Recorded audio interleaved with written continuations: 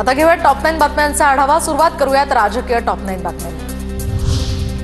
वक्फ दुरुस्ती विधेयकाला राज्यसभेतही मंजुरी। विधेयकाच्या समर्थनात 128 मतं तर विरोधात 95 मतं। वक्फ सुधारणा विधेयक आता राष्ट्रपतींकडे पाठवलं जाणार।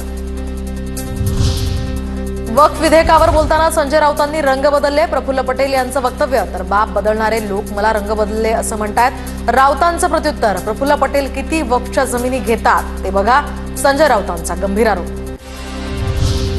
प्रत्येकाच्या प्रतिष्ठेला प्राधान्य देण्यासाठी वचनबद्ध। वक्फ सुधारणा विधेयकाच्या मंजुरीनंतर मोदींची पहिली प्रतिक्रिया। प्रफुल्ल पटेल दाऊदचे हस्तक असल्याचा आरोप मोदींनी केला होता, तर हेच पटेल आता भाजपसोबत। प्रफुल्ल पटेलांसारखे लोक दलाल आहेत। पटेलांना दाऊदचा हिरवा रंग लागलेला आहे, राऊतांची जहरी टीका। वक्फ सुधारणा विधेयकाच्या मतदानावेळी शरद पवार गैरहजर। शरद पवार आज मुंबईहून दिल्लीसाठी रवाना होणार असल्याची माहिती। लोकसभेतील वक्फ सुधारणा विधेयकावरील मतदानावेळी शरद पवारांच्या राष्ट्रवादीचे खासदार अमोल कोल्हे आणि सुरेश म्हात्रे अनुपस्थित होते। वक्फ सुधारणा विधेयकाच्या संदर्भात जी जेपीसी स्थापन करण्यात आली होती त्याचे सुरेश म्हात्रे हे सदस्य होते। दोघांच्या अनुपस्थितीमुळे चर्चांना उधाण आलंय।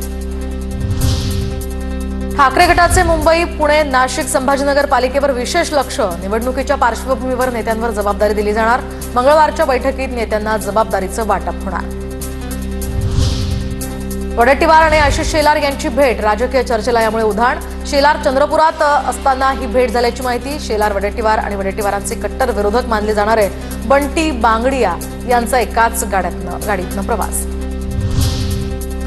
भाजपचे बूट चाटल्यामुळे पटेलांना ईडी कारवाईपासून दिलासा मिळाला। पटेलांचा इतिहास काढला तर त्यांना महाराष्ट्र सोडावा लागेल, राऊतांची प्रतिक्रिया।